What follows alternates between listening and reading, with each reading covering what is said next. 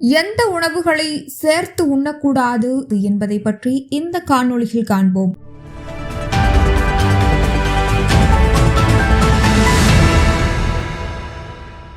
எளிமையான ஆரோக்கியமான உணவு பழக்கமே சிறந்தது. எனவே எளிமையான உணவை அவ்வப்போது சமைத்து உண்ணலாம் அல்லது சாலட்களை செய்து உண்ணலாம். எந்த உணவுகளை மற்ற உணவுகளுடன் சேர்த்து உண்ணக்கூடாது என்பதை பார்ப்போம். மீனையும் முள்ளங்கியையும் சேர்த்து உண்ணக்கூடாது. பசலைக்கீரையையும் எல்லையும் சேர்த்து சாப்பிடக்கூடாது. அதே போல திப்பிலியையும் மீனையும் சேர்த்து விடவே கூடாது. மீன் சாப்பிடும் அன்று தயிரை முற்றிலுமாக தவிர்க்க வேண்டும். திப்பிலியையும் தேனையும் ஒன்றாக சாப்பிடக்கூடாது. துளசியையும் பாலையும் சேர்த்து எடுத்துக் கொள்ளக்கூடாது.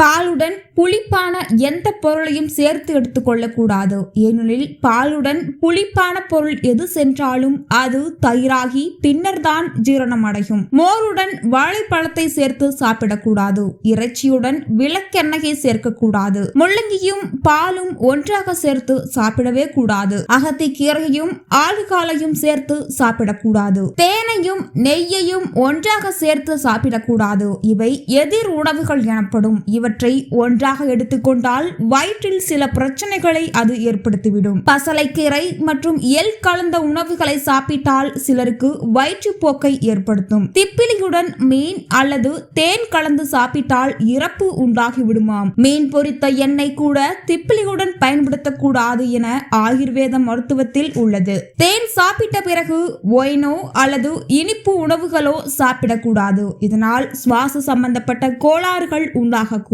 முருங்கை, முள்ளங்கி மற்றும் பூண்டு உணவுகளை சாப்பிட்ட பின் பால் அருந்தக்கூடாது. இதனால் சரும அலர்ஜிகள் உண்டாகும் வாய்ப்புகள் அதிகம் இருப்பதாக மருத்துவர்கள் கூறுகிறார்கள். எலுமிச்சை, மாம்பழம், ஆரஞ்சு, மாதுளை போன்ற புளிப்பான பழங்களுடனோ அல்லது அவற்றை சாப்பிட்ட உடனோ பால் குடித்தால் ஜீரண சம்பந்தப்பட்ட நோய்கள் உண்டாகும் வாய்ப்பு இருக்கிறது. மேலும் அசைவ உணவுகளை இரவில் தவிர்ப்பது நல்லது. மதியம் 3 மணிக்கு மேல் அசைவம் சாப்பிடுவது அஜீரண கோளாறை ஏற்படுத்தும். பொதுவாகவே இறைச்சி உணவுகளை எடுத்துக்கொள்ளும் போது கவனமுடன் செயல்படுவது நல்லது.